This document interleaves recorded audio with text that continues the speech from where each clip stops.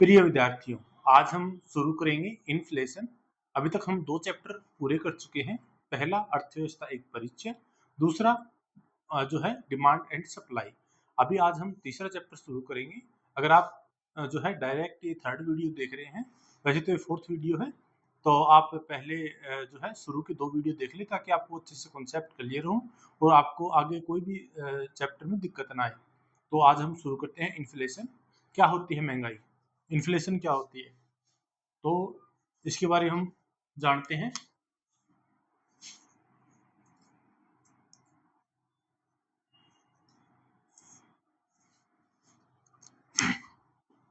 Inflation किसे कहेंगे? यानी हिंदी में हम बोलेंगे इसको मुद्रा स्फीति।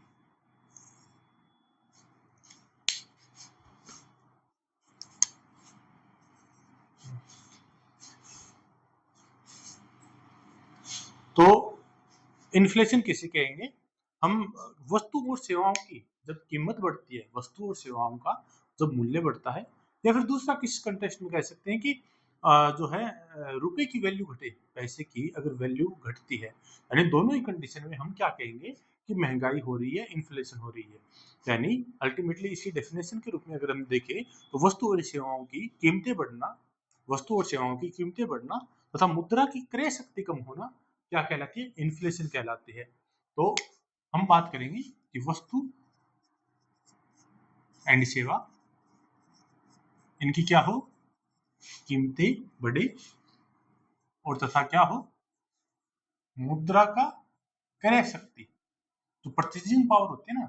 अब क्रय मुद्रा की क्रय शक्ति से आप यहाँ क्या समझ रहे हैं कि जैसे आप सपोज करो कि आप एक टाइम पहले कोई चीज 10 रुपए की खरीद रहे थे, वही सेम चीज जो आज मानो 20 रुपए की है, यानी मुझे सेम चीज परचेज करने के लिए एक्स्ट्रा पैसा लगाना पड़ रहा है।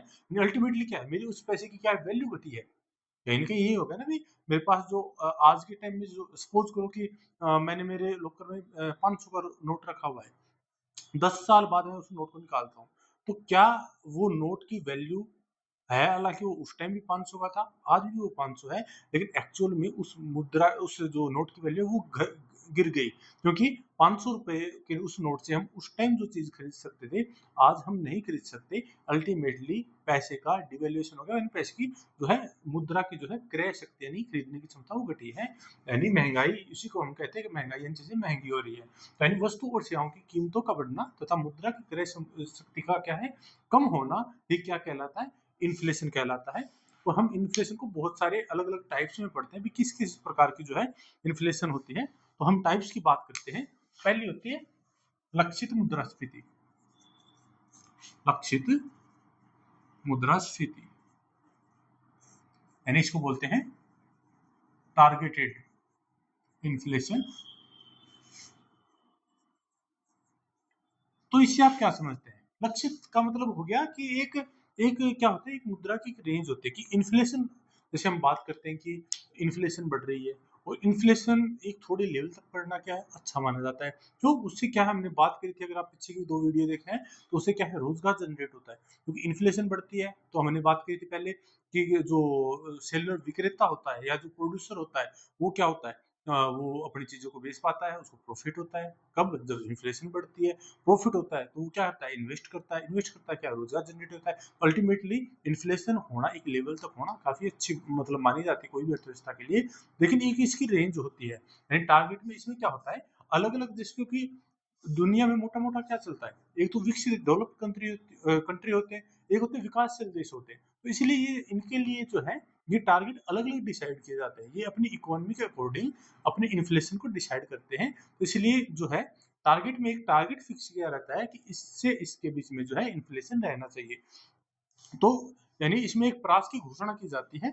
और अगर इंडिया की बात करें तो इंडिया में ये टारगेट क्या है, यानी 2 से 6%, यानी इसको 4% ±2, यानी इंडिया में जो ये टारगेट रखा गया है वो 2% से 6% के बीच ये इन्फ्लेशन का टारगेट रखा गया है।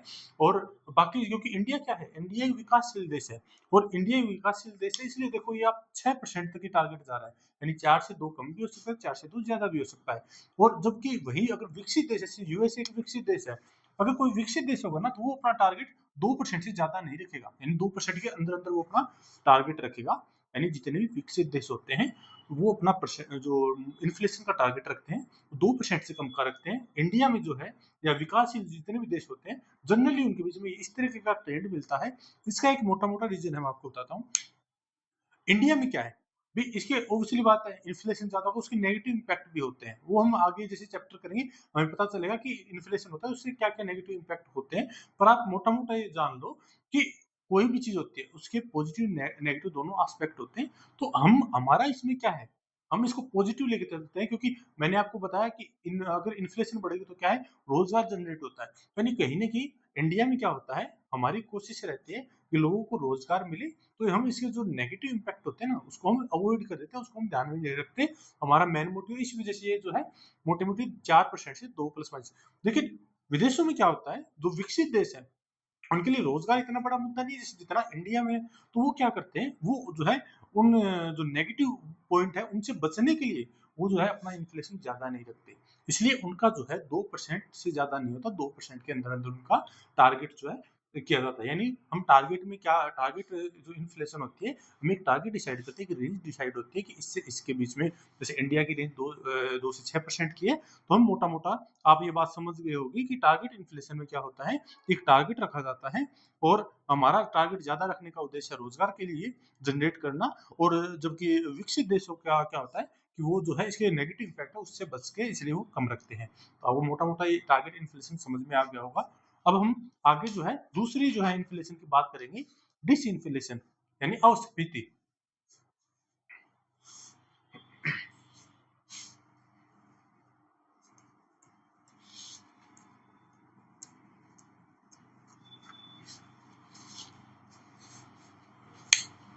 अब हम दूसरी की बात करते हैं, डिस इन्फ्लेशन, यानी इसको बोलते हैं हम अस्फीति। ये क्या होती है डिस इन्फ्लेशन, इसमें दो तरीके के वर्ड जनरली चलते हैं, एक तो डिफ्लेशन और डिस इन्फ्लेशन। ये दोनों दिखने में थोड़े सेम से हैं लेकिन इनमें एक फर्क है। डिफ्लेशन मतलब क्या होता है, इसको हम बोलते हैं अपस्फीति। इन दोनों में मोटा मोटा क्या डिफरेंस है कि डिस इन्फ्लेशन किसे कहेंगे, तो आपको यहाँ पे दिख रहा होगा कि डिस इन्फ्लेशन यानी यहाँ पे महंगाई में क्या होगा, यानी क्या होगा कि जब भी हम जो है महंगाई को कंट्रोल करते हैं, इन्फ्लेशन जो भी हो रही होती है उसको हम जब कंट्रोल करते हैं, मुद्रास्फीति को जब हम कंट्रोल करते हैं, तो मुद्रा की दर क्या होती है, कम होने लगती है। यानी अल्टीमेटली क्या होगा, जैसे इन्फ्लेशन बढ़ रही है, हम चाहते हैं कि हम इसमें कंट्रोल करें, तो ऑब्वियसली बात है कि रेट गिरेगी। ये तो है ही कि हम कम करें, तो उसकी बात है कि हम उसकी रेट को कम करेंगे, तो उसमें क्या होगा। लेकिन अब जैसे आपको मैं दो तरीके के बताता हूँ, इनमें मोटा मोटा जैसे मान लो कि 100 रुपए की कोई वस्तु थी, अब महंगाई में हमने जैसे रखा टारगेट 2 से 6%, ठीक है, तो उसकी बात है जैसे अगले साल वो मान लो होगी 106 की, 106% उसका वैल्यूएशन हो गया। 100 रुपए की कोई वस्तु थी, 106 की ये हो गई, यानी हमने 2 से 6% इसको बढ़ाया। अब अगर मुद्रा का मूल्य, जैसे अब मैं कह दूं कि अब ये वस्तु हो गई 104 की, ठीक है, तो अल्टीमेटली परसेंट कितना बढ़ा ये, 4, यानी यहाँ पे मुद्रा का मूल्य तो बढ़ा है भाई, पहले ये 100 था, 4% बढ़ा, 104 हो गया। लेकिन अगर मैं इसकी रेट की बात करूं तो रेट घटी है यहाँ पे, पहले 6% बढ़ा है, यानी 100 से 106 हुआ, यहाँ पे ये 6% बढ़ा। रेट पहले कितनी बढ़ी, 6%, लेकिन अब की बार रेट कितनी बढ़ी, 4%। अल्टीमेटली रेट में क्या हुई है, कमी, लेकिन मुद्रा का मूल्य फिर भी बढ़ा है, यहाँ भी मुद्रा का मूल्य बढ़ा, यहाँ भी मुद्रा का मूल्य बढ़ा। तो ये डिस इन्फ्लेशन यही सेम चीज है। और स्फीति क्या होता है, इसमें मुद्रा का मूल्य तो बढ़ेगा लेकिन रेट क्या है, डिक्रीज होगी, रेट नहीं बढ़ेगी, ठीक है। और इसमें क्या होगा, डिफ्लेशन में, अपस्फीति में क्या होगा, ये 100 से भी अगर कम हो जाए, जैसे मैंने कहा ये 98 हो जाए, यानी एक्चुअल में पहले ये 100 रुपए थी और ये 98 पे आ गई, यानी ये क्या हो गई, डिफ्लेशन हो गई। यानी मुद्रा का मूल्य यहाँ पे घट रहा है, यहाँ पे मुद्रा का मूल्य बढ़ रहा है, लेकिन यहाँ पे रेट घट रही है। यहाँ पे तो क्या हो रहा है, रेट जो हो रही है ना वो कम हो रही है, लेकिन यहाँ पे मूल्य जो है वो बढ़ रहा है। लेकिन यहाँ पे क्या है, यहाँ पे रेट भी कम हो रही है, तो यहाँ पे मूल्य भी क्या है, कम हो रहा है। तो आप मोटा मोटा ये समझ गए होंगे कि डिसइंफ्लेशन और डिफ्लेशन में मोटा मोटा क्या दिखता है कि डिसइंफ्लेशन में जब भी इन्फ्लेशन को जब हम कम करने की कोशिश करते हैं तो उसमें मुद्रा का मूल्य तो बढ़ता है, लेकिन जो मुद्रा की दर है वो कम हो जाती है। वहीं डिफ्लेशन में हम क्या करते हैं, जब हम इन्फ्लेशन को कंट्रोल करते हैं, इन्फ्लेशन को कम करने की कोशिश करते हैं, तो उसमें रेट भी कम होती है और मुद्रा का मूल्य भी कम होता है। तो आप इसे नोट कर लीजिए।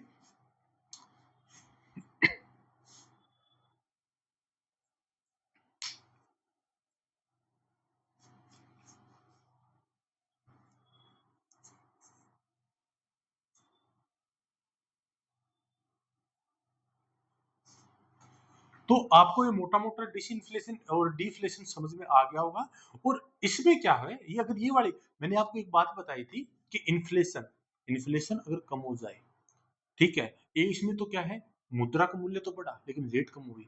लेकिन डिफ्लेशन की कंडीशन में क्या होगा, अर्थव्यवस्था मंदी की कंडीशन में जाती है। क्यों? क्योंकि यहाँ पे मूल्य भी कम हो रहा है, रेट भी कम हो रहा है। और ये कंडीशन अगर लंबे टाइम तक बनी रहे, तो मैंने आपको कल समझाया था कि अगर मंदी वाली कंडीशन होती है, मंदी की कंडीशन अगर लगातार बनी रही तो क्या होगा, अर्थव्यवस्था महामंदी की कंडीशन में चली जाएगी। जैसे 1930 में यूएस में ग्रेट डिप्रेशन आया था, उस टाइम क्या हुआ था, अर्थव्यवस्था महामंदी में चली गई थी, क्योंकि ये मंदी की जो कंडीशन होती है ना वो लगातार बनी रही। तो क्या होता है उससे, अगर क्योंकि अगर सीधी सी बात है, अगर डिफ्लेशन हो गया, मुद्रा का मूल्य कम हो गया, रोजगार जनरेट होगा नहीं, लोगों के पास पैसा नहीं होगा, है लोगों के पास रोजगार नहीं जनरेट हो पाएगा, और सारे क्या है, बेरोजगार घूमेंगे। बेरोजगार घूमेंगे तो अल्टीमेटली क्या होगा, अर्थव्यवस्था पहले सपोज करो मंदी में है, रोजगार अब नहीं है, लोगों के पास पैसा नहीं है, लोग मार्केट में खर्च कर नहीं पाएंगे, मंदी वाली कंडीशन क्या है, और मंदी में जाएगी। और ये कंडीशन लंबे टाइम तक बनी रहे तो क्या है, महामंदी वाली कंडीशन आएगी। जैसे 1930 का यूएस में ग्रेट डिप्रेशन आया था, तो सेम वो वाली कंडीशन बनेगी। और हमने एक ये भी बात करी थी, जब भी अर्थव्यवस्था मंदी में चली जाती है तो उसमें सरकार राजकोषीय नीति अपनाती है, यानी क्या करती है, सरकार खर्चा करती है ताकि अर्थव्यवस्था को मंदी से बाहर निकाल सके। क्योंकि सरकार खर्चा करेगी तो मार्केट में पैसे की सप्लाई होगी, ठीक है, तो लोगों को प्रमोट करेगी कि तुम आओ, तुम मतलब सरकार अपनी तरफ से रोजगार देने की कोशिश करती है, सब्सिडी देने की कोशिश करती है, यानी सरकार खर्चा करेगी ताकि लोग क्या है, पैसा इन्वेस्ट करें और अर्थव्यवस्था में वापस वो चहल पहल जो थी वो वापस आए। तो इसलिए सरकार इसमें राजकोषीय नीति का यूज करेगी। डिफ्लेशन की जब भी कंडीशन होती है तो यहाँ पे सरकार राजकोषीय नीति का यूज करके इस जो है स्थिति से उबरने की क्या है, कोशिश करती है। इसके बाद हम बात करेंगे, तो इन्फ्लेशन और भी बहुत सारी टाइप की होती है। एक तो होती है क्रीप क्रीपिंग करती है, यानी एक जिसको बोलते हैं रेंगती हुई। रेंगती हुई किस सेंस में, क्रीप करना यानी मतलब बहुत ज्यादा उसकी स्पीड कम हो, यानी लो इन्फ्लेशन भी उसको बोल सकते हैं। क्रीपिंग या क्राउडलिंग भी उसको बोलते हैं, रेंगती हुई का। अगली हमने कितनी बात कर ली थी, तीन, ये फोर्थ, यानी क्रीपिंग, क्रीपिंग बोल सकते हैं इसको, क्राउडलिंग या फिर लो इन्फ्लेशन, इसको बोलेंगे हम हिंदी में रेंगती हुई मुद्रास्फीति। अब रेंगती हुई किस सेंस में, हम कोई चीज को रेंगता हुआ देखते हैं, जैसे इतने जानवर को देखते हैं, उसका मतलब क्या होता है, यानी उसकी स्पीड क्या है, बहुत ज्यादा स्लो है, यानी अर्थव्यवस्था बढ़ तो रही है लेकिन उसकी स्पीड इतनी ज्यादा नहीं है। और हम ये कहाँ देखते हैं कि अर्थव्यवस्था की स्पीड जो है, यानी मैंने अभी आपको बताया था कि जो विकसित देश होते हैं उनमें जो है इन्फ्लेशन रेट बहुत कम लिखी जाती है, यानी कहीं ना कहीं वहां पे कौन सी रहती है, क्राउडलिंग वाली रहती है, क्रिपिंग वाली रहती है, रेंगती हुई अर्थव्यवस्था। क्योंकि यानी इसमें एक रेंज क्या होती है कि अगर 3% के आसपास, 3% से अगर मुद्रा की दर जो रेट होती है ना, अब हम बात करते हैं, अगर 3% से ज्यादा ना बढ़े तो हम कहेंगे कि इस जो है ये अर्थव्यवस्था कौन सी है, क्रीपिंग है, रेंगती हुई जो है इन्फ्लेशन है, ये जो यानी उस जो इन्फ्लेशन को हम रेंगती हुई इन्फ्लेशन कहेंगे, जहाँ पे रेट है वो 3% से ज्यादा नहीं होती। और ये कहाँ होगी, तो हमने जैसे विकसित देश जितने भी हैं उनमें इस तरह की जो है इन्फ्लेशन हमें देखने को जनरली मिलेगी। इसके बाद आता है थोड़ी वॉकिंग करते हुए, यानी थोड़ी चहलकदमी होगी। तो चहलकदमी वाली अगर बात करें तो वॉक, तो आप इसको सामान्य अपनी चाल से देख लीजिए, हम वॉक करते हैं तो हमारी हल्की हल्की स्पीड होती है। यानी इसके बाद जनरली क्या आएगा, क्रीपिंग के बाद क्या है, वॉकिंग आएगा। वॉकिंग में क्या होता है, ये 3% से 6% 6% के आसपास जो है वॉक करते हुए हमें इन्फ्लेशन दिखेगी, यानी वॉकिंग इन्फ्लेशन इसको कहेंगे। तो इसका सीधा संबंध किससे होगा, इंडिया से, क्योंकि हमारी क्या है 6% के आसपास ही था, 2 से 6%। यानी विकसित देशों, विकासशील देशों की जो जो इन्फ्लेशन होती है वो वॉकिंग इन्फ्लेशन होती है। यानी ये विकसित देशों की इन्फ्लेशन है और ये क्या है, विकासशील देशों की इन्फ्लेशन है, क्योंकि यहाँ पे 3 से 6% का जो है टारगेट रखा जाता है। अगर इसके बाद बात करें रनिंग, अगर रनिंग वाली कंडीशन आती है, रनिंग में क्या होगा, ये रेट जो होती है 6 से 10%। यानी यहाँ पे क्या हो रहा है, यहाँ पे तो बहुत ज्यादा स्पीड पकड़ ली। और मैंने आपको यही बताया था, इन्फ्लेशन बहुत ज्यादा होना भी क्या है, अर्थव्यवस्था के लिए नुकसानदायक है, पैसे की वैल्यू गिरती है उससे। ठीक है, तो यानी अगर 6 से 10% की अगर होगी, तो ये चाहे विकसित देश हो चाहे विकासशील देश हो, दोनों के लिए क्या होगी, इन्फ्लेशन खराब होगी, दोनों के लिए नुकसानदायक होगी। और अगर रनिंग के बाद अगर आती है गैलोपिंग, अगर गैलोपिंग करती हुई, यानी सरपट दौड़ती हुई, इसको बोलते हैं ग्लोपिंग इन्फ्लेशन। यानी इन्फ्लेशन की स्पीड क्या है, बहुत एकदम स्पीड से है। यानी इसमें क्या होगा, 10% से भी ज्यादा जो है, एकदम जो है अर्थव्यवस्था की क्या है रेट होगी, 10% से भी ज्यादा होगी। यानी इससे निपटने के लिए जो है असाधारण उपाय हम यूज करते हैं। यानी गलोपिंग के निपटने के लिए हमें ऐसी बहुत जो होता है, मतलब तोड़ निकालना पड़ता है अल्टीमेटली, एक वर्ड में बोलो तो इसको है, इसका किसी को नहीं पता अर्थव्यवस्था किस कंडीशन में जाएगी, क्योंकि जैसे 10% क्रॉस होगी ना, तो फिर चीजें समझ से बाहर होने लगती है। यानी ये असाधारण परिस्थितियां बढ़ जाती हैं। और इसके बाद ग्लोपिंग के बाद अगर बात करें तो हाइपर इन्फ्लेशन की कंडीशन आ जाती है। हाइपर इन्फ्लेशन में क्या होता है, हाइपर इन्फ्लेशन जैसे वेनेजुएला में एक बार आई थी, वेनेजुएला में हाइपर इन्फ्लेशन आई थी। तो उसमें क्या होता है, 6, 7, 8, तो हाइपर इन्फ्लेशन,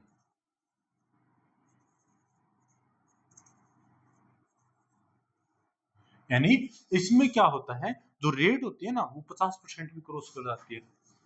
हाइपर इन्फ्लेशन यानी 50% भी, यानी चीजें इतनी महंगी हो जाएंगी कि तुम्हें थोड़ा सा सामान खरीदने के लिए एक बोरी पैसा लेके जाना पड़ेगा।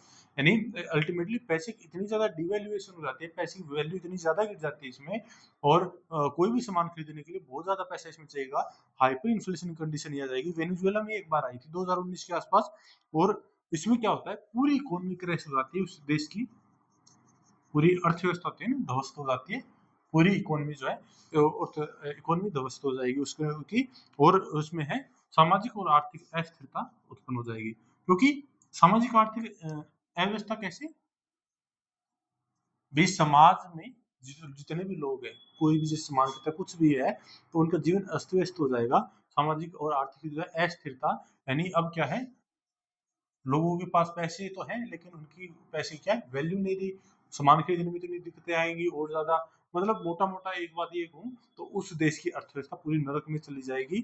और जो है जैसे अभी अपन ने श्रीलंका की सीन देखा था, श्रीलंका वाला क्या था भी, इंसान क्या जैसे दिवालिया वाली जो कंडीशन आ जाती है ना, तो ये जब इस तरह की कंडीशन होती है तो कहीं न कहीं वो वाले हालात बन जाते हैं कि वो देश पूरा क्या है, दिवालिया खुद को घोषित कर दे या फिर जो भी है। तो ये वाली, और कहीं न कहीं आपको भी पता है, अगर कोई देश किसी दूसरे देश से अगर कर्जा लेता है, एक बार सपोज़ करो दिवालिया अगर दिवालिया घोषित होने का मतलब क्या है? कि वो उसका कर्जा देने में क्या है? असमर्थ है, यानी उसका कर्जा नहीं देगा। तो कहीं न कहीं क्या होगा कि पूरे वर्ल्ड लेवल पर जैसे आईएमएफ लोन देता है, वर्ल्ड बैंक अपना देता है, तो एक छवि बन गई ना कि यार ये बंदा जो है लोन चुकाने, मतलब जिसने पहली बार भी नहीं चुकाया था, और मतलब उसकी जो विश्वसनीयता है ना पूरे वर्ल्ड में, वो क्या है घट जाती है, वो कम हो जाती है। कल को उनके पास पैसे आ भी जाएँ, लेकिन उनकी विश्वसनीय उनकी क्रेडिबिलिटी क्या है, वो तो नहीं रही। तो यानी अल्टीमेटली जब ये कंडीशन बनती है ना, तो उस पूरे देश की जो है अर्थव्यवस्था पूरी तरीके से चौपट हो जाती है। फिर इसके बाद हम बात करते हैं स्टैगफ्लेशन की। तो स्टैगफ्लेशन जनरली क्या होता है,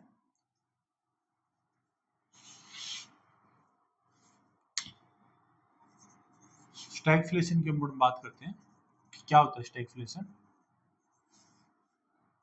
स्टैगफ्लेशन इसका बात करूं तो इसमें क्या होता है, जैसे हम जनरली क्या बात करते हैं, जीडीपी है कोई भी देश की, अगर जैसे जीडीपी में जब भी गिरावट गिरावट होगी, सपोज करो हम बोल रहे कि जैसे इंडिया की जीडीपी क्या है, गिर रही है, तो जब भी जीडीपी गिरने का मतलब क्या है, उस देश में क्या है, कहीं ना कहीं पैसे की डिवेल्युएशन है, नहीं पैसा नहीं है, मतलब कहने का एक वर्ड में बोलूं तो क्या नहीं है, रोजगार नहीं है, बेरोजगारी ज्यादा है।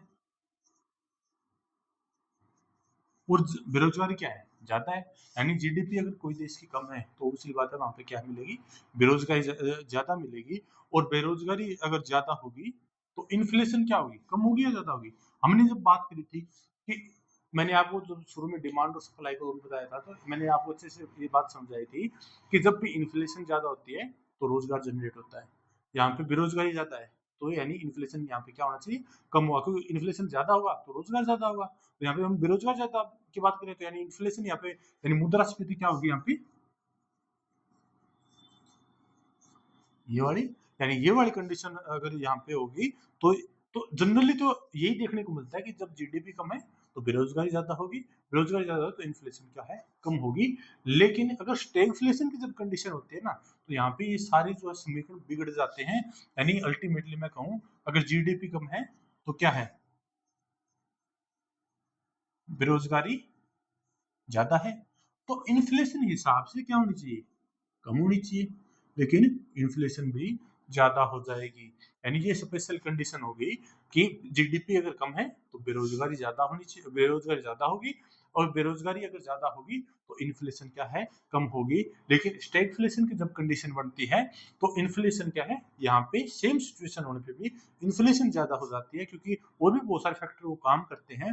तो अब दिक्कत यहाँ पे क्या आती है, हमने बात करी थी कि जब भी इन्फ्लेशन को कंट्रोल करना होता है, मार्केट में पैसे की तरलता को कंट्रोल करना होता है, तो आरबीआई क्या है, मॉनेटरी पॉलिसी यूज करता है। मॉनेटरी पॉलिसी बहुत सारे टूल्स होते हैं, क्वांटिटेटिव और क्वालिटेटिव, हम आगे चैप्टर में करेंगे, तो उनका यूज करता है, जैसे बैंक रेट, रेपो रेट, मतलब उनमें वो क्या है, कम ज्यादा उनको उतार चढ़ाव करेगा, उस हिसाब से क्या है, इन्फ्लेशन कम ज्यादा होगी, उनको कंट्रोल आरबीआई करेगा जिस हिसाब से।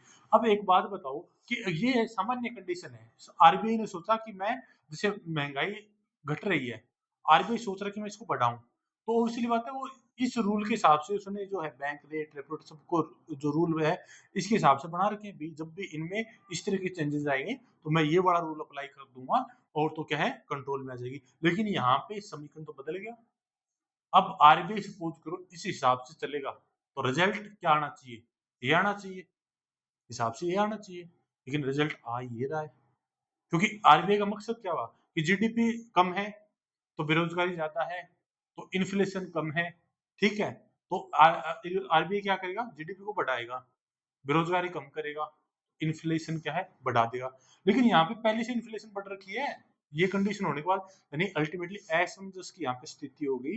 तो इस कंडीशन में जो है, तो सारे समीकरण क्या है, काम करना बंद कर देते हैं, और ये जो है बहुत एक थोड़ी चिंताजनक वाली स्थिति आ जाती है कि आरबीआई करे तो करे क्या। तो यानी ये जब स्टैगफ्लेशन की कंडीशन होती है, इसमें आरबीआई दुविधा में होती है कि अगर ब्याज दर वो बढ़ाता है तो जीडीपी में, और क्योंकि जैसे वो ब्याज दर अगर वो बढ़ा देगा तो जीडीपी में, और भी उसको ये कंट्रोल करना है, इन्फ्लेशन बढ़ रखी है, कंडीशन यही है, इन्फ्लेशन बढ़ रखी है, वो इन्फ्लेशन को कम करेगा, इन्फ्लेशन को कम करेगा तो उसको क्या है, जीडीपी को बढ़ाना पड़ेगा, जीडीपी को बढ़ाना पड़ेगा, तो उसकी बात है उसको बैंक रेट है उस हिसाब से करनी पड़ेगी। लेकिन बैंक रेट अगर वो जैसे जीडीपी को बढ़ाने के लिए क्या करेगा, बैंक रेट में अगर ब्याज दर को वो कम करेगा तो क्या है, जिस जैसे ब्याज दर को कम करेगा तो इन्फ्लेशन को उसको क्या है यहाँ पे कम करना है, लेकिन ब्याज दर को कम करेगा तो इन्फ्लेशन बढ़ेगी, क्योंकि अगर मैं ब्याज दर को अगर मैं कम करूंगा तो सीधी सी बात है, ब्याज दर कम करने का मतलब क्या है, मार्केट में पैसे की सप्लाई बढ़ा दी मैंने, यही तो है भी, ब्याज दर मैं कम करूंगा तो ऑब्वियसली बात है कि मैं ब्याज के रूप में पैसा कम ले रहा हूँ, ब्याज के रूप में पैसा कम ले रहा हूँ, तो वो पैसा जा कर रहा है, वो मार्केट में जा रहा है, तो अल्टीमेटली क्या चीज है, महंगाई हो रही है, और यहाँ पे मुझे महंगाई तो कंट्रोल करनी है, यहाँ पे जबकि ब्याज दर कम करने से महंगाई बढ़ रही है, तो जबकि इस हिसाब से मैं देखूं जीडीपी कम है, मैं ब्याज दर बढ़ाऊंगा, है तो ये क्या होगा, बेरोजगारी कम होगी तो इन्फ्लेशन बढ़ेगी, तो इसलिए ये यहाँ तक तो ठीक है, लेकिन यहाँ पे पहले से इन्फ्लेशन बढ़ी हुई है, तो यानी यहाँ पे रूल क्या है, फेल हो जाएगा। तो स्टैगफ्लेशनरी कंडीशन में आरबीआई इसमें दुविधा की स्थिति में होती है। और अब हम बात करें आगे वाले की, दूसरी होती है प्रेरित मुद्रास्फीति या फिर डिमांड जनित, इसको बोल सकते हैं अपन प्रेरित यानी मांग जनित, इसको मुद्रास्फीति हम कहते हैं। क्यों होती है? वस्तु और सेवाओं की मांग बढ़ने के कारण, यानी अगली जो मुद्रास्फीति है मांग जनित या फिर प्रेरित। ये क्यों होती है? जब वस्तु और सेवाओं की जब मांग बढ़ती है, यानी मार्केट में कोई भी चीज की जब डिमांड बढ़ जाएगी तो उसकी बात है वो चीजें क्या है कि मतलब हमने सिंपल सा एक बेसिक रूल है कि जब भी मार्केट में वस्तु और सेवाओं की डिमांड बढ़ती है तो उनकी क्या है कीमतें बढ़ जाती है। तो यही कहना चाहता है मांग जनित क्या है, इसमें वस्तु और सेवाओं की क्या है डिमांड बढ़ेगी तो क्या है वस्तु और सेवाओं की क्या है कीमतें बढ़ेंगी, और वस्तु और सेवाओं की मांग बढ़ने के कारण ये कीमतें बढ़ रही हैं। और इसमें कारण क्या हो सकते हैं, क्यों भी कीमतें क्यों बढ़े, उनकी डिमांड क्यों बढ़े? तो हो सकता है कि तरलता में वृद्धि हो, तरलता में वृद्धि। तरलता मैंने आपको बताया था, तरलता क्या है अल्टीमेटली, पैसे अगर मार्केट में ज्यादा जा रहे हैं तरलता बढ़ रही है, यानी मार्केट में कहीं ना कहीं क्या हो रहा है पैसे की क्या है जो है वृद्धि हो रही है। यानी अल्टीमेटली है क्या, लोगों के पास पैसा ज्यादा है, सीधी सी बात है। लोगों के पास पैसा कितने कॉन्टेक्स्ट में ज्यादा हो सकता है। हमने बात करी थी जैसे अगर बैंक रेट अगर रेट हमें कम सस्ता लोन हमें मिले तो ऑब्वियसली बात है, सपोज को मैं 1 लाख का लोन खरीदता हूँ, मुझे रेट थोड़ी सस्ती मिली है, हो सकता है मैं 1.5 लाख का खरीद लूँ। यानी ब्याज दर तरलता में वृद्धि का रीजन क्या हो सकता है, वो ब्याज दर क्या क्या है इंटरेस्ट रेट का कम होना हो सकता है। दूसरा क्या हो सकता है नए नोटों का सृजन, भाई सरकार क्या करे, जैसे सपोज करो कि मेरे 30 लाख की सैलरी है, मेरी 35 लाख उन्होंने बढ़ा के सैलरी कर दी, नए नोट क्या है मार्केट में और सप्लाई कर दी भी, क्या इतनी जनसंख्या है, मतलब कहने का मतलब है या तो मार्केट में नए नोटों का सर्जन हो जाए, दूसरा ब्याज रेट में कम हो जाए, या फिर और भी बहुत सारे ऐसे रीजन हो सकते हैं। अल्टीमेटली उद्देश्य क्या होगा, अगर मांग जनित या प्रेरित मुद्रास्फीति अगर होगी तो यानी कहीं ना कहीं तरलता में हमें क्या है वृद्धि होती दिखाई देगी। और दूसरा क्या है, ये भी मैंने आपको बताए थे, हमने डिमांड वाले जो फैक्ट पढ़े थे हमने और भी उसमें बताए थे कि आय में वृद्धि, आय में वृद्धि होगी तो क्या होगा, तो भी क्या होगा आय में वृद्धि होगी तो ऑब्वियसली बात है कि मैं क्या है मार्केट में पैसे की सप्लाई बढ़ा दूंगा, क्योंकि मैं चीजें ज्यादा खरीदूंगा, मेरे पास अब पैसा है, मेरे पास बहुत सारा पैसा हो गया तो मैं क्या है इसकी जो है मेरी आय में वृद्धि होने के कारण मैं क्या है अब जो 200 रुपए की चीज खरीद पा रहा था मैं 400 खरीद लूंगा। तो यानी यहाँ पे आय में वृद्धि होने भी क्या है ये मांग को क्या है बढ़ाएगा, लोगों की मांग को और बढ़ा देगा। इसके अलावा सरकारी खर्च में क्या हो वृद्धि हो जाए, यानी सरकारी खर्च में वृद्धि कैसे, सरकार हमें जनरली क्या देती है सब्सिडी देती है।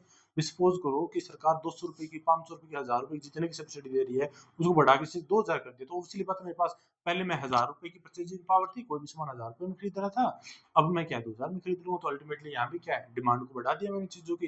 यानी यहाँ पे भी एक क्या है सरकारी खर्च, सरकारी जो खर्चा होता है उसमें वृद्धि की वजह से सरकारी खर्च में वृद्धि, आय में वृद्धि, तरलता में वृद्धि, ये सभी क्या है मांग को बढ़ाएंगे। या फिर दो और क्या हो सकता है, जो डायरेक्ट टैक्स होते हैं प्रत्यक्ष करों में क्या होता है कमी, ये ऑब्वियसली बात है। अगर डायरेक्ट टैक्स जो मुझे देने पड़ते हैं जितने भी टैक्स का भी हम आगे चैप्टर करेंगे कौन से डायरेक्ट टैक्स है कौन से इनडायरेक्ट टैक्स है, आप ये समझ लो कि हम जो भी टैक्स चुकाते हैं अगर मुझे वो कम चुकाना पड़ेगा तो ऑब्वियसली बात है वो पैसा मेरे पास ही रहेगा, तो मेरे पास रहेगा तो ऑब्वियसली बात है मैं मार्केट से उतना ज्यादा सामान खरीदने में क्या है सक्षम रहूंगा, तो ऑब्वियसली बात है मैं मांग को बढ़ा दूंगा फिर डिमांड को मैं बढ़ा दूंगा। तो प्रत्यक्ष करों में अगर कमी हो जाती है तो भी यहाँ पे जो है, इसके अलावा फिर क्या होता है बाजार में काला धन, बाजार में काला धन। अब वो उसलिए बात है अगर ब्लैक मनी जितना होगा तो वो एक तो क्या होगा मुझे टैक्स नहीं देना पड़ा, अभी ब्लैक मनी मेरे पास मैं टैक्स नहीं दूंगा वो पैसा मेरे पास बच रहा है। दूसरा ब्लैक मनी है और है तो यानी वो पैसा अल्टीमेटली है ही, तो मैं क्या है अनाप शनाप चीजें खरीद सकता हूँ, तो मैं क्या करूंगा डिमांड बढ़ा दूंगा, यानी बाजार में अगर काला धन होगा तो भी वो क्या है डिमांड को बढ़ाएगा, सीधी सी बात है। और विदेशी निवेश में वृद्धि, और क्या हो सकता है विदेशी निवेश में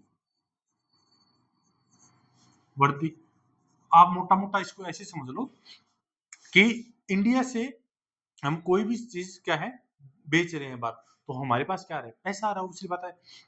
तो अगर मैं विदेशों में अगर निवेश करते हैं तो ऑब्वियसली बात है मेरे लिए क्या है इनकम है, और इनकम जितनी ज्यादा मेरी अगर होएगी तो उतना ही क्या है मैं डिमांड को बढ़ा दूंगा। विदेशी निवेश में वृद्धि का मतलब क्या होगा कि अब तो मेरे पास क्या है डॉलर में पैसा आ रहा है भाई, सीधी सी बात है। अगर मैं विदेश में कहीं इन्वेस्ट कर रहा हूँ, वहां पे मैं डॉलर में अगर कमा रहा हूँ, एक मैं इंडियन रुपए में कमा रहा हूँ, कितना इंडियन और रुपये और डॉलर में कितना ज्यादा डिफरेंस है। वहां चीजें मैं वैसे भी महंगी बेच सकता हूँ, यानी कहीं ना कहीं ये भी क्या है, डिमांड को बढ़ाने का काम करेगा। और उसके अलावा क्या है, जनसंख्या में वृद्धि। ये सारे फैक्टर वैसे हमने कर चुके हैं। जनसंख्या में वृद्धि, जनसंख्या में वृद्धि होगी तो क्या है, उसली बात है, हर कोई भाई मार्केट में एक तो 100 लोग जाके खर्चा करें, जनसंख्या बढ़ के 1000 होगी, अब 1000 लोग खर्चा करेंगे तो वो भी क्या है, उस चीज की डिमांड बढ़ा देंगे। क्योंकि पहले 100 लोग 100 ही टी शर्ट खरीद पा रहे थे, अब 1000 टी शर्ट चाहिए, यानी सप्लाई तो बढ़ानी पड़ेगी। अब लोग 1000 तो 1000 टी शर्ट तो चाहिए, तो यानी अल्टीमेटली यहाँ भी क्या है, डिमांड बढ़ेगी। तो यानी ये सारे फैक्टर क्या है, मांग को क्या है, प्राइस का, यानी ये सभी क्या है, इन्फ्लेशन को क्या है, क्रिएट करेंगे। अब हम बात करेंगे कोस्ट पुश इन्फ्लेशन, यानी लागत जनित मुद्रास्फीति की हम बात करेंगे।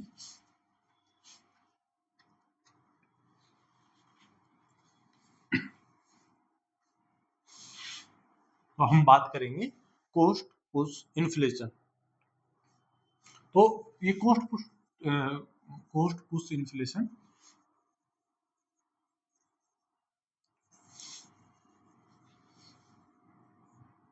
यानी ये क्या है, लागत जनित मुद्रास्फीति।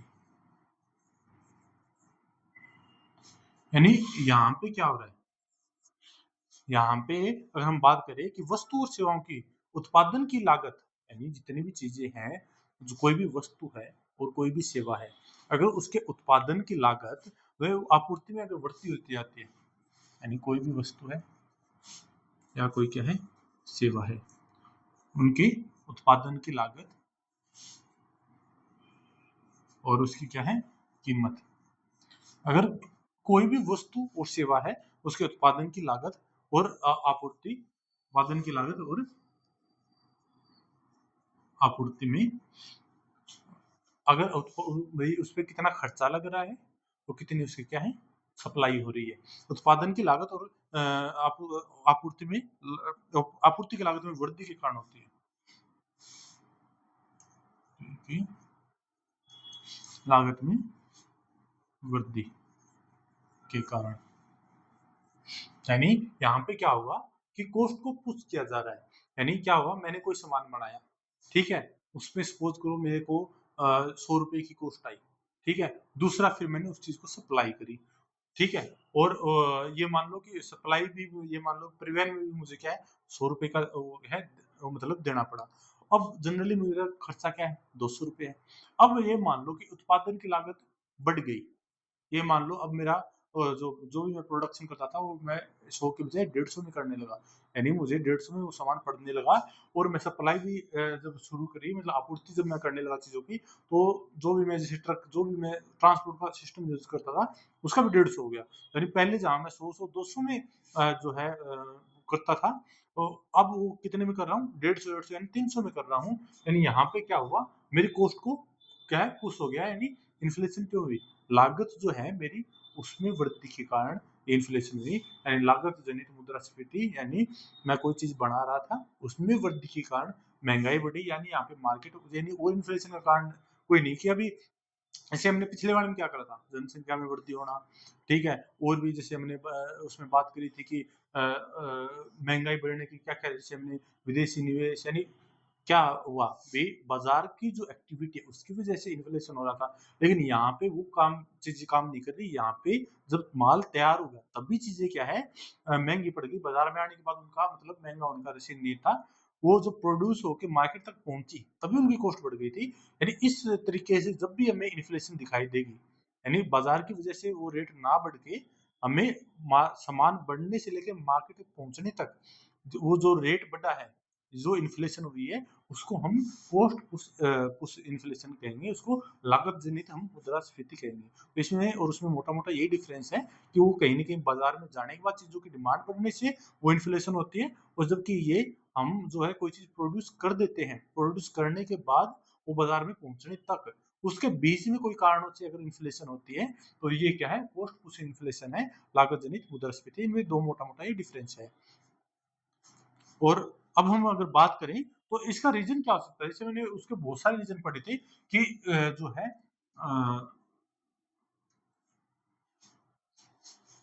कि डिमांड के कारण कोई चीज की जो इन्फ्लेशन हुई वो क्यों हुई? तो हम सेम ऐसे ही इसके फैक्टर हैं कि लागत के कारण क्या ऐसा हो, हमारी कॉस्ट में क्या ऐसा फैक्टर चेंज आए कि जो है इन्फ्लेशन हो। तो ऑब्वियसली बात है हम बेसिक अपना कॉन्सेप्ट लगाते हैं। मैंने पिछले बार में जो हमने डिमांड और सप्लाई का रूल पढ़ा था, वहां भी मैंने लागत के बारे में बताया था कि कैसे कैसे जो है महंगाई बढ़ने के रीजन हो सकते हैं। तो एक तो कच्चे माल ने इफेक्ट करा था, आपको याद हो तो। कच्चे माल, तो कच्चे माल में कैसे, अगर कच्चे माल की क्या हो, कीमतें बढ़ जाए भाई। कोई चीज मैं प्रोड्यूस करूंगा तो उसकी बात है मुझे रॉ मटेरियल कच्चा माल चाहिएगा। किसी कच्चे माल की अगर कीमत बढ़ेगी तो सीधी सी बात है कि मेरे कोई चीज 10 रुपए की पड़ रही है, कच्चे माल की कीमत बढ़ने से वो क्या है 15 रुपए की पड़ने लगे, तो उसकी बात है मार्केट में उसका रेट क्या है बढ़ेगा। तो अगर कच्चे माल की क्या है कीमतें बढ़ने लगे तो हो गया। दूसरा, परिवहन की लागत, ये मैंने आपको अभी बताया कि परिवहन की लागत अगर बढ़ जाए तो ऑब्वियसली बात है कि कोई सामान अगर परिवहन का मुझे सपोज को 50 रुपए एक्स्ट्रा देना पड़ रहा है, तो मैं क्या करूंगा, वो सामान में ऐड करूंगा वो मूल्य। तो अल्टीमेटली जो सामान 50 रुपए पहले सस्ता था वो 50 महंगा पड़ेगा, क्योंकि मैंने सिर्फ मेरी परिवहन की लागत को क्या है जोड़ दिया। तो यानी इसने भी क्या है इन्फ्लेशन को बढ़ाने का काम करा है। अब मैंने कोई मजदूर रख रखे हैं, मैंने उनकी मजदूरी बढ़ा दी, मजदूरी बढ़ाने से या फिर मजदूरी में वृद्धि से भी क्या होगा, इन्फ्लेशन होगा। क्योंकि कौन सा होगा ये कॉस्ट, क्योंकि मजदूर क्या करेगा सामान बनाने में काम आएगा। सामान वो कोई चीज बनाएगा तो यानी क्या होगा ये लागत जनित, क्योंकि यहाँ पे सारा मटेरियल, क्योंकि आपको मोटा मोटा इसमें यही दिमाग में रखना है, कोई सामान फैक्ट्री में आया और वहां से मार्केट तक गया, इसके बीच का जो भी होगा ना वो लागत जनित मुद्रास्फीति में आएगा। तो यानी मजदूर जो है ये सामान बनाएगा, ये मार्केट में पहुंचा नहीं सामान, यानी मजदूर सामान बना रहा है। परिवहन में भी कोई सामान जा, परिवहन की लागत बढ़ने से, कच्चा माल की कीमतों के बढ़ने से, मजदूरी के बढ़ने से भी क्या है ये लागत जनित जो क्या है मुद्रास्फीति होती है। उसके अलावा ब्याज दर भी इफेक्ट करेगी, ब्याज दर अगर बढ़ जाएगी, सीधी सी बात है कि मुझे कोई बिजनेस शुरू करना है, मुझे 10 लाख रुपए चाहिए, मैंने लोन पे ले लिए। अगर मेरे पास सपोज को मुझे 10% का जो है लोन चुकाना पड़ा, तो 10% का मुझे 10 लाख पे जैसे 1 लाख रुपए क्या है चुकानी पड़ी। अब वो उसी बात है, अगर ब्याज की रेट बढ़ जाए वो 10 की जगह 15 कर दे तो मुझे 1.5 लाख रुपए चुकाने पड़े। अब मैं 50,000 जो मेरे एक्स्ट्रा लग रहे हैं, तो वो उसलिए बात है उस सामान में जो मैं बना रहा हूँ मैं उसकी क्या है रेट बढ़ा दूंगा। तो यानी अल्टीमेटली क्या है ये कॉस्ट में क्या है उसकी है, यानी यहाँ पे भी क्या है इस वजह से इन्फ्लेशन हो रही है, ब्याज दर बढ़ने से क्या है जो है इन्फ्लेशन हो रही है। तो ये भी क्या है लागत जनित क्या है मुद्रास्फीति है अपनी। और दूसरा और क्या हो सकता है, हमने कल एक पॉइंट की बात करी थी कि क्या क्या फैक्टर होते हैं। अभी हम कोई लगाते हैं तो हमें भूमि चाहिए होती है, हमें भूमि का क्या है किराया, किराया भरना पड़ता है। फिर मैं कोई चीज रेंट पे लेता हूँ तो मुझे उसका किराया भरना पड़ेगा। अगर मैं किराया भरूंगा तो ऑब्वियसली बात है अगर मेरे किराए में वृद्धि हो जाए तो सीधी सी बात है मैं जो भी उस चीज पे उस जगह पे कोई भी चीज बना रहा हूँ तो मैं अपनी चीजों में क्या है वृद्धि कर दूंगा। तो यानी किराए में वृद्धि होने से भी क्या होगा, ये जो है कॉस्ट कुछ जो है इन्फ्लेशन होगी। इनडायरेक्ट टैक्सेस जितने भी है अगर उनमें वृद्धि होती है तो यहाँ पे भी क्या हुआ कॉस्ट कुछ इन्फ्लेशन होगी। बस यहाँ पे आपको ये दिमाग में रखना है कि डिमांड वाले में क्या करना है, डायरेक्ट टैक्स टैक्स में अगर वृद्धि होती है तो डायरेक्ट टैक्स कहाँ लगता है, डायरेक्ट टैक्स लगता है मार्केट वाली चीजों पे। आपने ध्यान दिया होगा मार्केट से कोई सामान लेते हैं या कोई भी जो मार्केट में एक्टिविटी अपनी जनरली होती है वो डायरेक्ट टैक्स हमारी कहीं कहीं लगता है। इनडायरेक्ट टैक्स क्या होता है कि जैसे फैक्ट्री में कोई सामान बन रहा है क्योंकि हम उसका टैक्स डायरेक्ट पे नहीं कर रहे, वो सामान बन के मार्केट में आएगा यानी हम उसका इनडायरेक्ट टैक्स टैक्स जो है पे कर रहे होते हैं। यानी इनडायरेक्ट टैक्स जो है हम कॉस्ट पुश इन्फ्लेशन में रखेंगे। यानी अप्रत्यक्ष करों में अगर वृद्धि होगी तो ऑब्वियसली बात है वो टैक्स क्या है जो भी फैक्ट्री वाला होगा या कोई भी होगा वो खुद से तो उस टैक्स को वैसे चुकाएगा नहीं, वो हमसे निकालेगा वो पैसा, सीधी सी बात है। तो उस हिसाब से अपना रेट क्या है बढ़ा देगा, यानी उसमें जो टैक्स किया है वो वैल्यूएशन ऐड कर देगा और हमारे पास जो है चीजें उस हिसाब से महंगी होके आएगी। तो यानी ये भी क्या है अल्टीमेटली महंगाई को क्या है बढ़ा रहा है। तो ये हमने जनरली बात करी कि जब लागत जनित मुद्रास्फीति होती है तो इसमें क्या क्या कंडीशन बनती है। तो मोटा मोटा आप डिमांड जनित और लागत जनित में यही आपको डिफरेंस रखना है कि लागत जनित में हमें फैक्ट्री से कोई सामान बढ़ने तक और मार्केट में पहुंचने तक बीच का जो भी इसमें कॉस्ट आ रहा है वो यहाँ पे दिखेगा इन्फ्लेशन का रीजन, और डिमांड वाले मार्केट में पहुंचने के बाद जब जो एक्टिविटी होगी वो क्या होगी, वहां पे जो इन्फ्लेशन होगी ना वो क्या है डिमांड के हिसाब से होगी, और यहाँ पे लागत के हिसाब से जो है इन्फ्लेशन हमें दिखाई देगी। अब हम बात करते हैं इसके बाद बोटल नेक। बोटल नेक भी इन्फ्लेशन होती है। तो बोटल नेक को आप कैसे समझेंगे? बोटल नेक की अगर मैं बात करूं तो आप बोतल की नेक ही देख लो,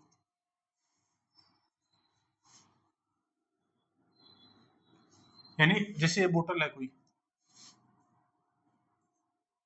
तो अब यहाँ पे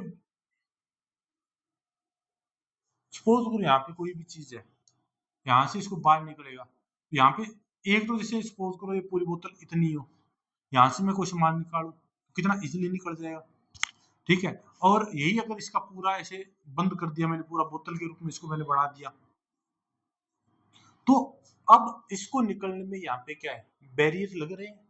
तो ठीक इन्फ्लेशन में ऐसे हमें बैरियर दिखेंगे, यानी किस कंटेस्ट में, यानी ये भी क्या है एक अवरोधक के रूप में यहाँ पे जैसे बोतल का कार्य करी है, इसमें भी क्या होता है, इसमें इन्फ्लेशन मुद्रास्फीति में क्या होता है, जब भी हम कोई चीज की सप्लाई करते हैं, यानी मुझे मार्केट, मैंने कोई सामान प्रोड्यूस कर लिया और मुझे उसे मार्केट तक अगर भेजना है, तो अगर मार्केट में हमें कोई बाधा आने लगे कि जल्दी से, जैसे सपोज करो कि मैं जनरली आधे घंटे में कोई सामान जो है पहुंचा पा रहा हूँ, लेकिन मैं अब आधे घंटे में नहीं पहुंचा पा रहा, यानी बैरियर आ रहे हैं, कोई नहीं कोई अवरोध आ रहा है, तो ये अगर उस वजह से कोई चीज की, क्योंकि मार्केट में उस चीज की डिमांड हो रही है लेकिन सप्लाई नहीं हो पा रही, क्यों?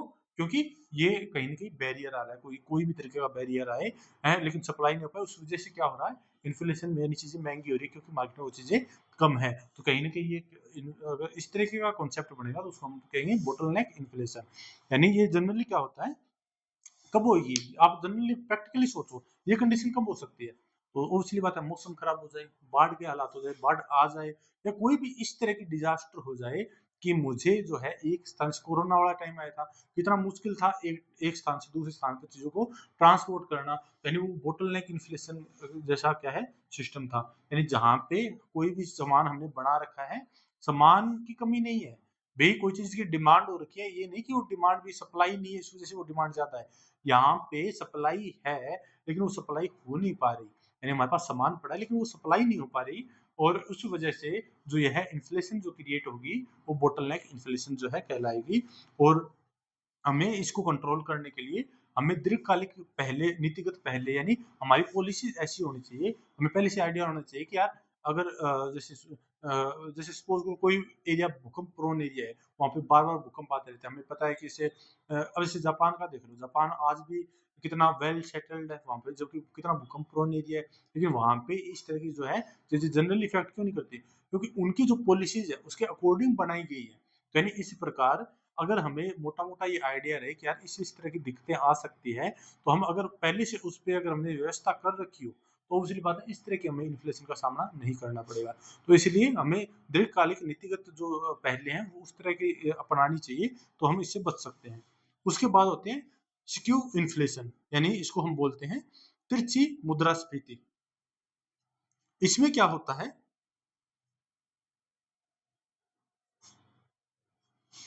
स्क्यू में क्या होता है कि जनरली स्क्यू इन्फ्लेशन में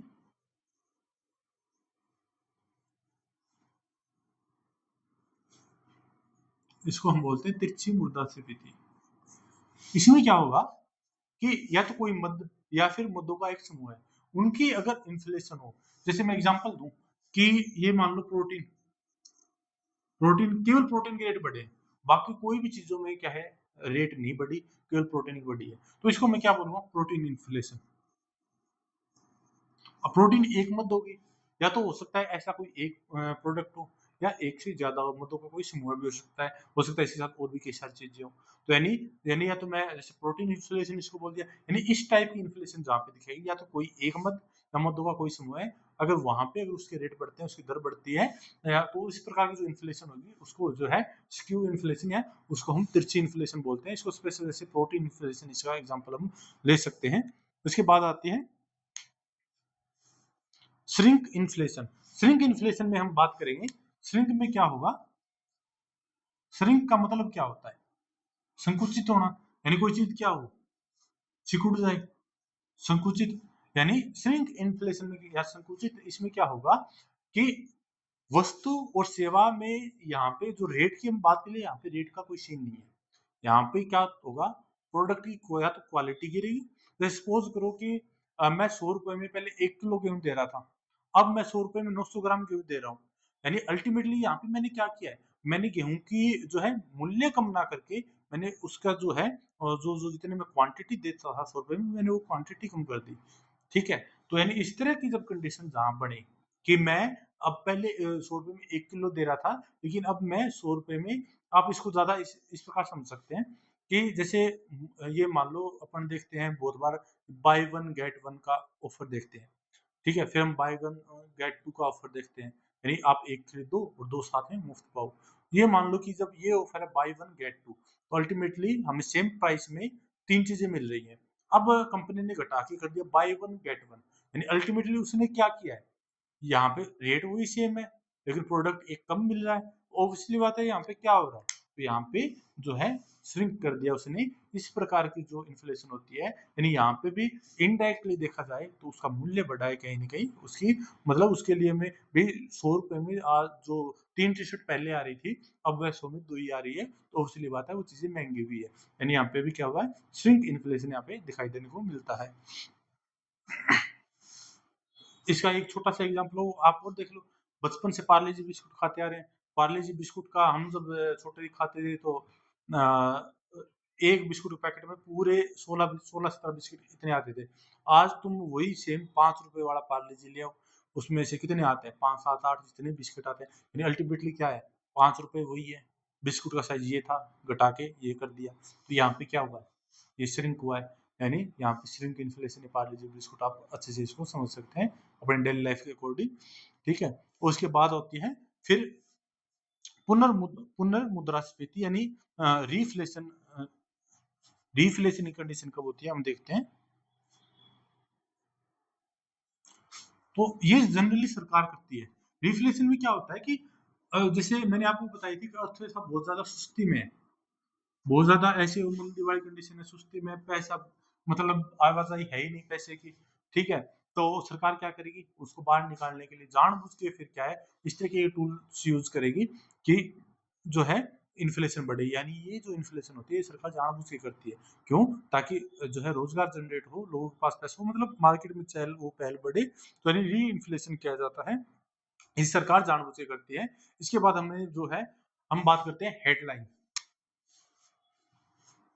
ये इंपॉर्टेंट है, ये हेडलाइन मुद्रास्फीति।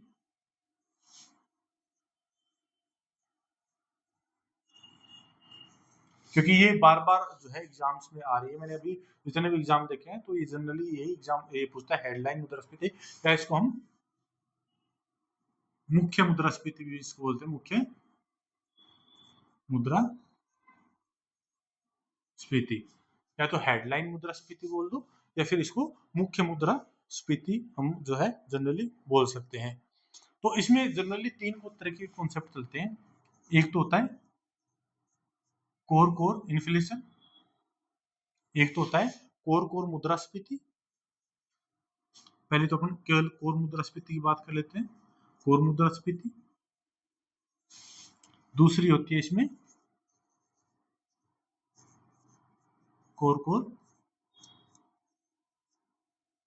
मुद्रास्फीति।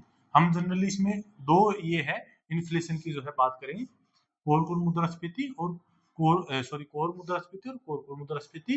और तीसरी क्या है, हेडलाइन मुद्रास्फीति। हेडलाइन की ये क्या है, दो पार्ट है, जिसमें हम बात करते हैं कि अगर इसका मैं जनरली आपको अगर फॉर्मूले की बात बताऊं तो अगर आपको इसका फॉर्मूला लिखना हो तो क्या होता है, हेडलाइन मुद्रास्फीति ये किसकी इक्वल होगी। अगर मुझे जानना है कि हेडलाइन मुद्रास्फीति है तो वो किसकी इक्वल जो है हमें दिखाई देगी,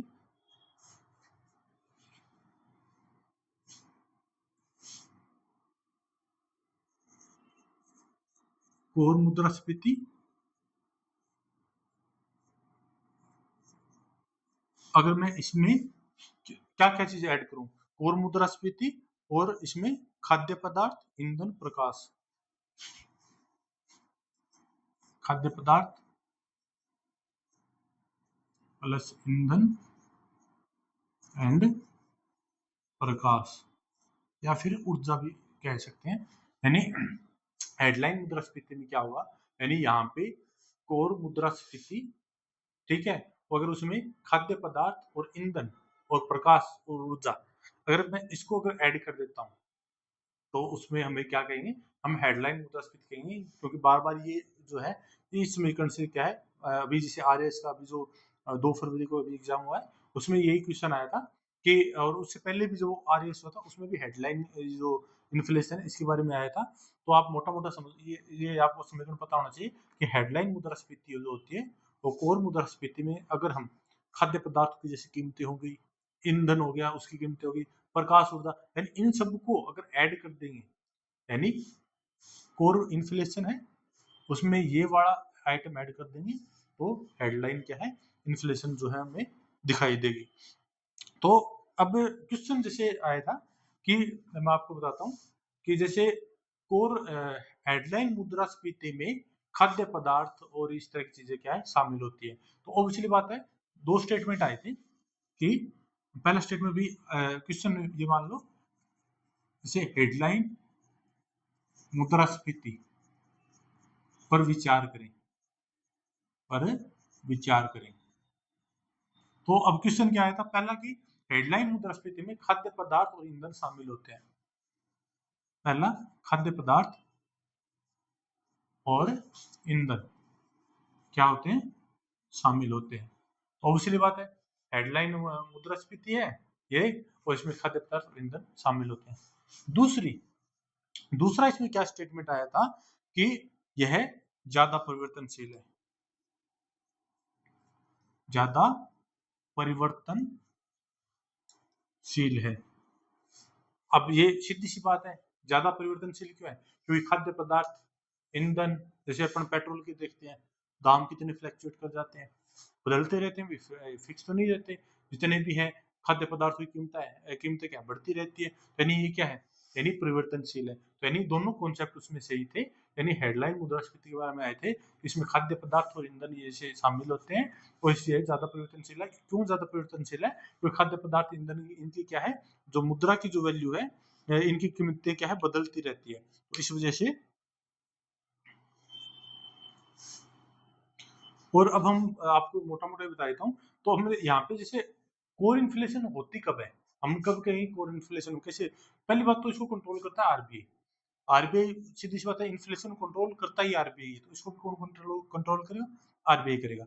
और ये क्यों होती है, ये भी सेम क्या है, ये मेन इन्फ्लेशन आपको मोटा मोटा एक आइडिया है ही कि जब भी मार्केट में क्या है, लिक्विडिटी ज्यादा होगी, पैसा ज्यादा होगा, तो सीधी सी बात है इन्फ्लेशन होगी, यानी अल्टीमेटली क्या हो रहा है, तरलता के कारण ये भी क्या है, होती है। और अब इसमें थोड़ा सा चेंज वाला क्या सीन है कि अगर हम बात करें कोर कोर मुद्रास्फीति की, तो यानी अल्टीमेटली अगर आपको इसमें कोर मुद्रास्फीति निकालना हो तो हम हेडलाइन मुद्रास्फीति में माइनस क्या करेंगे, खाद्य पदार्थ, ईंधन, प्रकाश, ऊर्जा। अगर इसको इसमें से माइनस कर देंगे तो क्या है, कोर मुद्रास्फीति निकल के आएगा। एक तीसरा जो हमने एक और बात करी थी कोर कोर मुद्रास्फीति, तो मैं उसके बारे में भी आपको बता देता हूँ। अगर तीसरी कंडीशन बने, अगर क्वेश्चन में पूछे कि कोर कोर मुद्रास्फीति क्या है, तो इसमें क्या होगा, जो हेडलाइन मुद्रास्फीति है, जैसे हमने पहले केवल कोर में बात बताया था, कोर में हमने क्या करा था, हेडलाइन में क्या माइनस करा था, खाद्य पदार्थ, खाद्य, ईंधन, प्रकाश, ऊर्जा, ये हमने माइनस करी तो क्या आया था, कोर इन्फ्लेशन। अब अगर कोर कोर आ जाए, कोर कोर इन्फ्लेशन, तो सेम ही फॉर्मूला है, हेडलाइन में माइनस क्या करेंगे, खाद्य पदार्थ, ईंधन, प्रकाश, ऊर्जा। लेकिन यहाँ पे थोड़ा सा चेंज क्या है, यहाँ पे हम जो है परिवहन और संचार, अब मैंने कोर इन्फ्लेशन निकाली तो मैंने हेडलाइन में खाद्य पदार्थ, ईंधन, प्रकाश ऊर्जा इसको माइनस किया तो कोर इन्फ्लेशन आई। और अगर मुझे कोर इन्फ्लेशन निकालनी है तो हेडलाइन में मैं सेम तो यही माइनस करूंगा और इसमें मैं क्या है परिवहन परिवहन प्लस संचार, यानी ये दो और माइनस कर दूंगा। यानी पहले तो मैं केवल इतना माइनस करूंगा तो मेरा कोर इन्फ्लेशन आएगा, अगर मैं इसमें परिवहन और संचार भी माइनस कर दूंगा तो कोर इन्फ्लेशन आएगा। बस आपको ये ध्यान में रखना है, अगर क्वेश्चन में अगर कोर इन्फ्लेशन पूछे तो आपको केवल ये माइनस में मिलेगा, और अगर कोर इन्फ्लेशन मिले तो आपको परिवहन और संचार भी क्या है माइनस में मिलेगा। यानी हेडलाइन में से हमें परिवहन और संचार भी क्या है माइनस में करना पड़ेगा, तब तो हमें कोर इन्फ्लेशन जो है दिखाई देगी।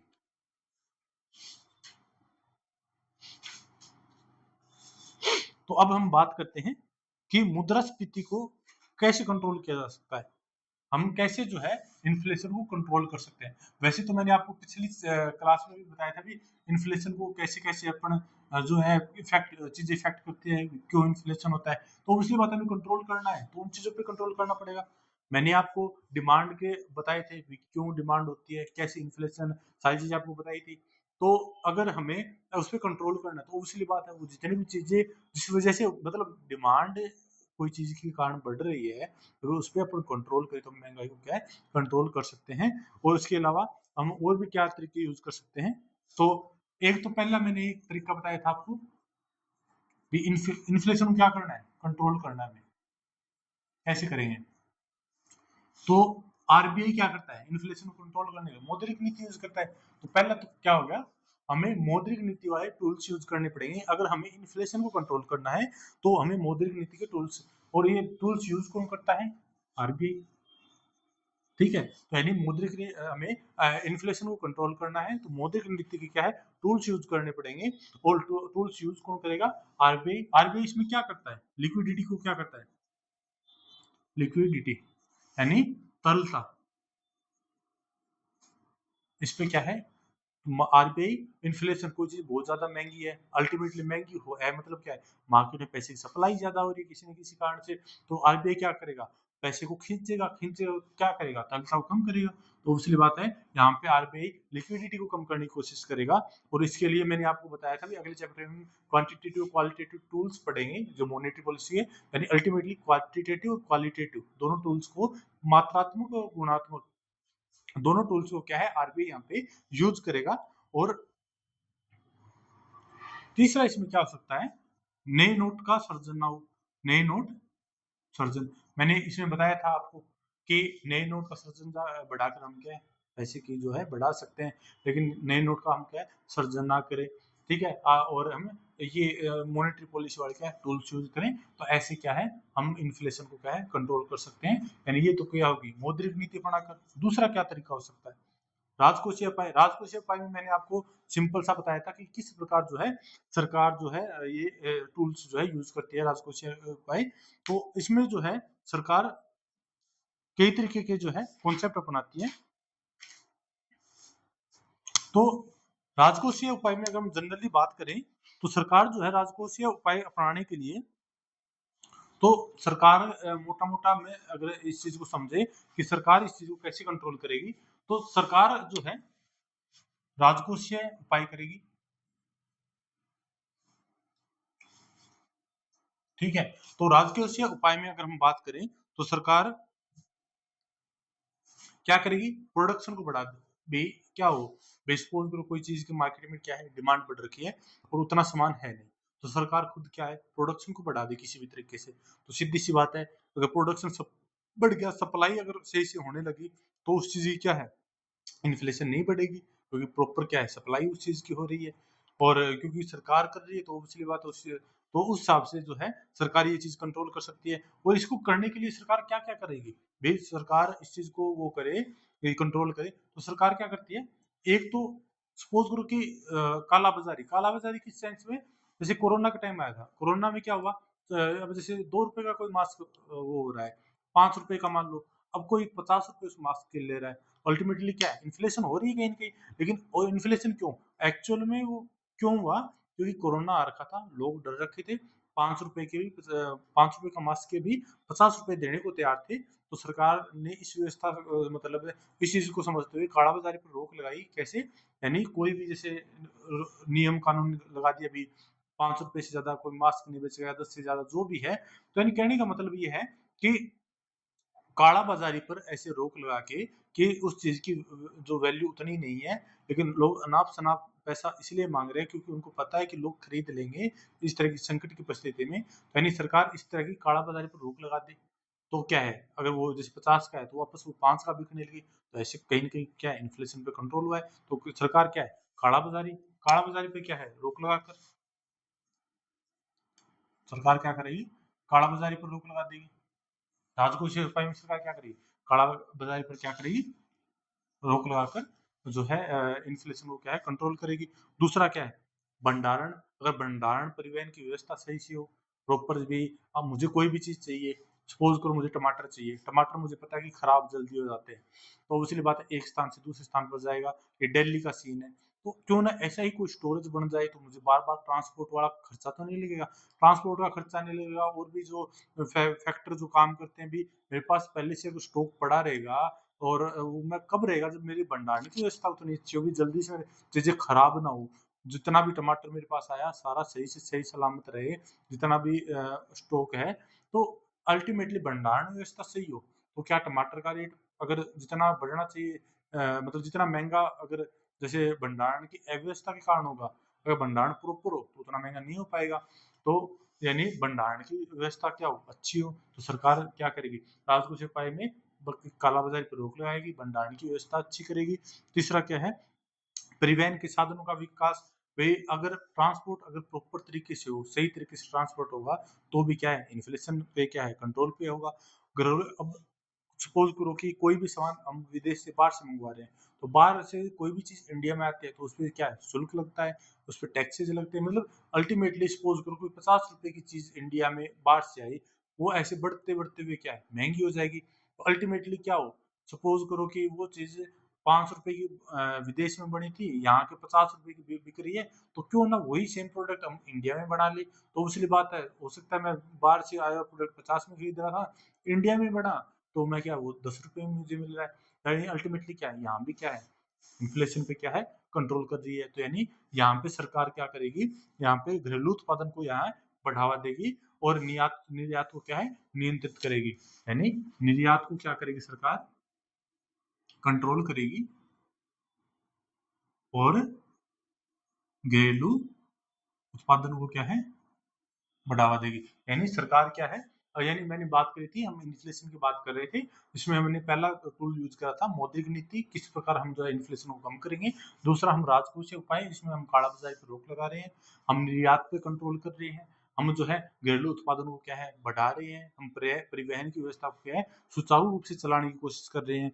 तो यानी ये तो होगी राजकोषीय उपाय। फिर क्या है, हमने दो फैक्टर बात करी थी, अभी अभी पढ़े थे, एक तो मांग जनित और एक है कोष्ठ जनित, यानी कोस्ट पुश इन्फ्लेशन था और एक था डिमांड पुल। अगर कोस्ट के बढ़ने से इन्फ्लेशन और डिमांड के बढ़ने से मतलब कोस्ट ज्यादा होने से इन्फ्लेशन और डिमांड ज्यादा होने से इन्फ्लेशन, तो यानी उसको कंट्रोल करना है, तो मुझे कहीं ना कहीं डिमांड और उस कोस्ट दोनों को क्या है कंट्रोल करना पड़ेगा। अब मैं बताता हूँ कंट्रोल इसको कैसे करेंगे। सरकार क्या करेगी, अगर मुझे डिमांडफुल इन्फ्लेशन को अगर कंट्रोल करना है, अगर मुझे मांग पक्ष को, अभी हमने कितनी बात कर ली, हमने अभी बात कर ली सरकार क्या है मौद्रिक नीति यूज करके करेगी। दूसरा सरकार क्या करेगी, राजकोषीय नीति करके यूज करेगी, इन्फ्लेशन को करेगी राजकोषीय कोषीय। तीसरा क्या है, मांग पर मांग के हिसाब से कैसे करेगी, भाई मांग मांग पक्ष को कम करके कैसे, जैसे सरकार क्या करेगी, सरकारी खर्च में क्या करेगी, भाई सरकार पहले क्या थी मंदी की कंडीशन में क्या है सरकारी खर्च बढ़ा रही थी, ताकि चीजें क्या है अर्थव्यवस्था में पैसा जाए, लोगों के पास पैसा हो और अर्थव्यवस्था चल सके। यहाँ पे इन्फ्लेशन हो रखी है, पहले से पैसा बढ़ रखा है, तो सरकारी खर्च में क्या करना पड़ेगा, कमी करनी पड़ेगी, सरकारी खर्च में कमी करेगी सरकार, सरकारी खर्च में कमी करेगी। उसके अलावा डायरेक्ट टैक्सेस की हमने बात की थी, हमने मांग में बात की थी कि सरकार डायरेक्ट टैक्सेस को किस प्रकार जो है वो करती है, तो हम डायरेक्ट टैक्स जो प्रत्यक्ष कर होते हैं उसमें कमी कर देंगे। हम सरकारी खर्च में कम करेंगे, हम डायरेक्ट टैक्सेस में कम करेंगे। यानी मैंने जितने भी डिमांड के कारण जो इन्फ्लेशन थे उसके जितने भी पॉइंट लगाए थे और वो रिवर्स कर रहे हैं हम यहाँ पे। हम सरकारी खर्च में कमी कर रहे हैं। हम सरकारी खर्च में कैसे, सब्सिडी दे रही है, सब्सिडी जितने की दे रही है उसको हम कम देंगे, अब सब्सिडी ज्यादा पैसे की नहीं देंगे। डायरेक्ट टैक्सेज है उसको जो है, सॉरी, यहाँ पे सरकारी खर्च में कम करें, डायरेक्ट टैक्स को बढ़ा देंगे। क्यों टैक्स बढ़ेगा तो ही तो लोग नहीं, हाँ, टैक्स बढ़ेगा तो लोग ज्यादा पे करेंगे, टैक्स ज्यादा पे करेंगे तो ऑब्वियसली बात है कि उनके पास पैसा कम होगा, तो इस प्रकार इन्फ्लेशन कंट्रोल में आएगी। यानी डायरेक्ट टैक्स पे बढ़ाना पड़ेगा। तीसरा हम क्या करेंगे, काले धन के विरुद्ध कार्रवाई। सीधी सी बात है, मार्केट में अगर ब्लैक मनी कम होगा तो ऑब्वियसली बात है वहां पे डिमांड इतनी ज्यादा नहीं करेंगे, मार्केट में डिमांड ज्यादा नहीं करेंगे तो ऑब्वियसली बात है इन्फ्लेशन क्या है, कंट्रोल में आएगी। तो यानी काले धन को लगाम लगानी पड़ेगी, काले धन पर लगाम लगानी पड़ेगी। और क्या करना पड़ेगा सरकार को, यानी जितने भी हमने मांग वाले वो उसमें लिखे थे, सारी जो पॉइंट यहाँ पे हमें जस्ट रिवर्स करके यहाँ पे लिखनी है। और मौद्रिक उपाय हमने बात करी थी, सरकार किस प्रकार जो है मौद्रिक उपाय अपनाकर जो है इसको मांग को क्या है कंट्रोल में करती है। इसी प्रकार लागत पक्ष वाले हमने बात करी, कॉस्ट पुश इन्फ्लेशन हो रही थी, अब उसको सेम जो कॉस्ट पुश इन्फ्लेशन की वजह से कॉस्ट पुश में क्या क्या था, इनडायरेक्ट टैक्स की बात करी थी। तो अप्रत्यक्ष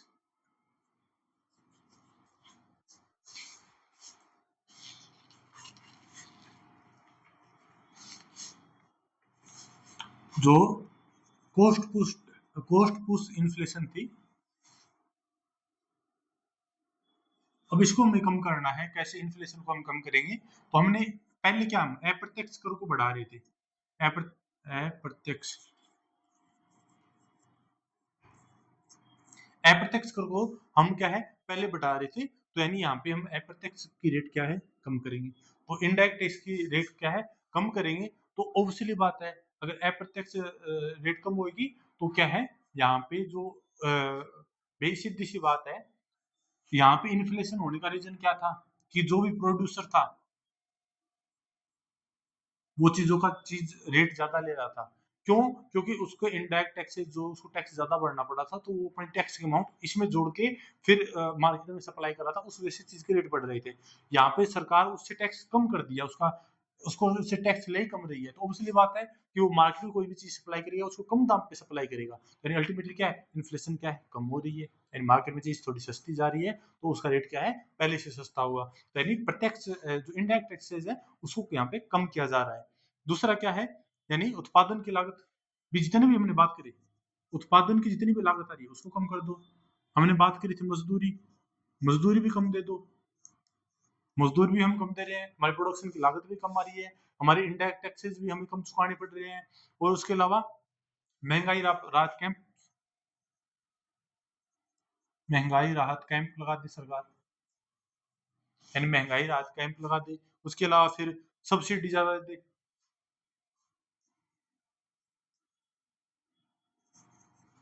यानी अल्टीमेटली क्या है, ये इतने सारे जो है सरकार क्या है जो है कॉस्ट पुश इन्फ्लेशन के टूल्स यूज करेगी, तो इस प्रकार जो है इन्फ्लेशन को हम जो है कंट्रोल कर सकते हैं।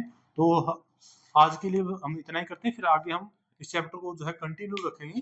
तो आपको कोई भी डाउट हो तो आप कमेंट सेक्शन में आप बता सकते हैं। तो आपको जैसे आप आरएएस या एसआई जिसकी भी आप तैयारी कर रहे हैं या फिर कोई भी सिविल सर्विस एग्जाम की, तो क्योंकि इससे ये सोर्स इतना रिलेवेंट है, जैसे क्योंकि इसमें मेन जैसे नोट्स हो गए मेरे खुद के, उसके अलावा जो है गाइड से रमेश सिंह की होगी, तो ये सारा रेफरेंस वहां से मेरा लिया लिया गया है। आपको कोई भी डाउट हो आप कमेंट सेक्शन में पूछ सकते हैं, और आपको कोई भी जैसे और भी सब्जेक्ट अगर आपको पढ़ना है तो आप मुझे कमेंट में बता दें कि आप कौन से सब्जेक्ट पढ़ने के आप इच्छुक हैं, तो मैं जो है वो सब्जेक्ट भी आपको जल्दी शुरू करवा दूंगा। धन्यवाद।